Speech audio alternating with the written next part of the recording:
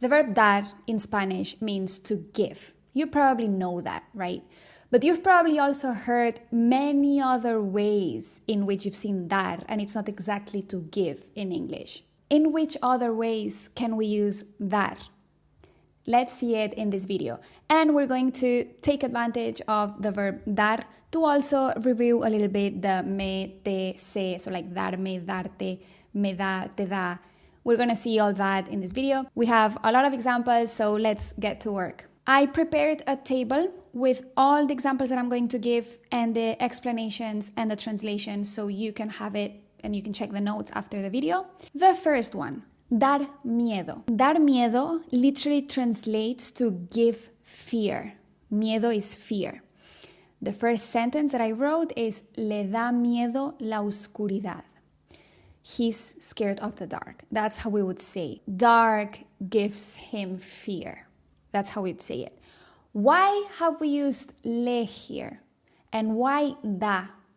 Because the subject of this sentence is la oscuridad. La oscuridad is what gives the fear to someone. Okay, so la oscuridad da miedo. Is él o ella, is the third person, da miedo. And the le is just a él o a ella. Okay, so la oscuridad da miedo a él. But the natural way to say it, le da miedo la oscuridad. He's scared of the dark. Okay, let's keep going. Dar vergüenza, to give shame. Vergüenza is shame or embarrassment. The sentence, no sé cómo no le da vergüenza con esa edad. Imagine that we're still talking about the guy that's scared of the dark, and I say, no sé cómo no le da vergüenza con esa edad.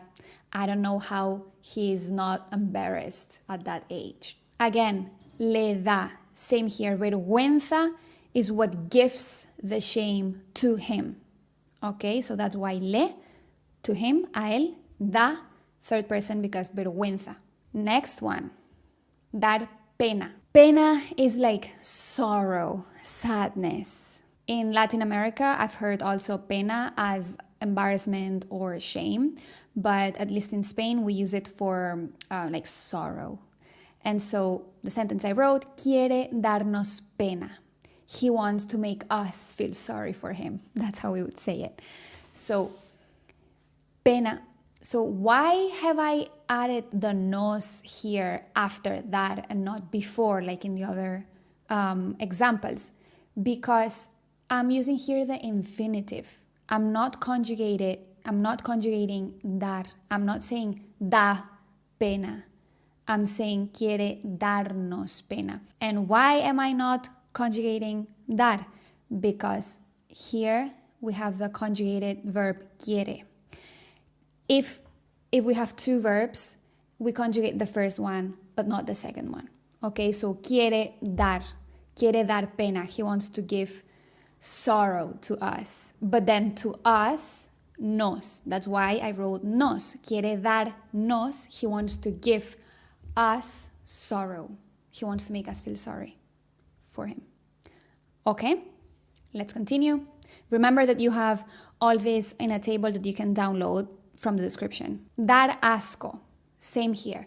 La nevera sucia daba asco.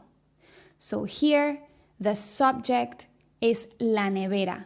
La nevera, so the fridge, the dirty fridge, la nevera sucia, is what gives me disgust, or in general, because here I'm not saying to who was giving disgust.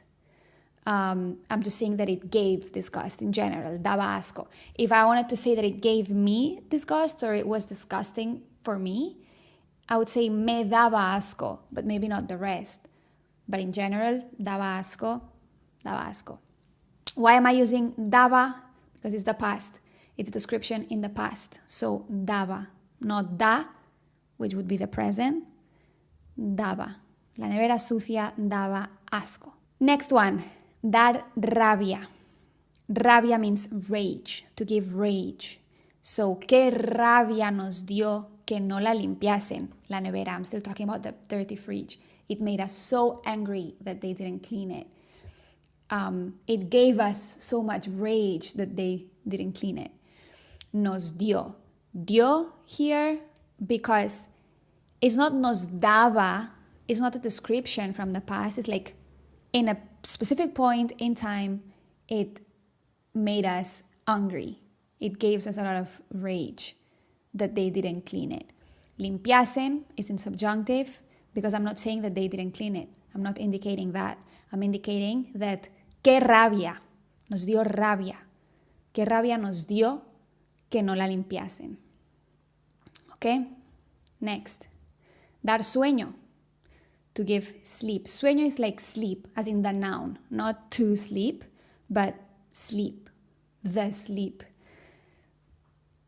And so you can give sleep or sleepiness. Les dimos sueño con nuestra charla. We made them sleepy with our talk. So we gave them, like we were so boring when we were speaking that we gave them sleep. Okay, les dimos. And why dimos here? Because the subject is nosotros, us. We gave them, so we gave, dimos, them, les. The les is a ellos. It substitutes a ellos, okay? It's the indirect object. Les dimos sueño a ellos con nuestra charla. Next, dar hambre. Caminar mucho, da hambre. Kept it simple here, in present. I kept it not, it gives me hunger, not it gives him hunger. It just gives hunger. Walking makes you hungry. That's how you would say it. Or walking gives you hunger. Okay, gives one hunger. Next, dar sed. Same but with thirst. No cenes salado para que no te dé sed por la noche. Don't eat salty food for dinner so you don't get thirsty at night. Here, te dé, why te dé? Because here I've used the subjunctive because I'm saying that what I'm indicating here is don't eat salty foods so you don't get thirsty. This so you don't get thirsty goes in subjunctive. I have other videos on subjunctive, which you can go check. Here I'll just stick to this example. Que no te dé sed. That it doesn't give you thirst. This te is to you, a ti. Que no dé sed. La comida salada, the salty food, no te dé sed. I hope that makes sense. Dar calor. Ese abrigo me dio calor nada más verlo. Calor is heat. So I'm basically saying that it gives me heat. That coat made me feel hot just by looking at it. It was so like fluffy. So, dio in past, the coat, el abrigo, ese abrigo, it, he, she, gave heat to me. That's why the me dio calor, gave heat to me or made me feel hot. That's how you'd say it in English. Oh, and then nada más verlo is like just by looking at it. That's one of the ways we would say that. Like as soon as I saw it. Next one, dar envidia. Cuéntanos tu viaje. Danos envidia. Here, it's another different way of using the verb dar. Envidia means envy, so it's like to give envy, but in English you say it to make someone jealous. So I'm saying, tell us about your trip, make us jealous. And cuéntanos tu viaje. And then danos envidia. Why have I added the nos after that, after the verb? Because I'm using the imperative. And in the imperative, you put it after and together. Danos, make us, give us. I'm commanding you to make me jealous. Danos envidia. And the last one, dar pereza. ¿Qué pereza te da ir al gimnasio?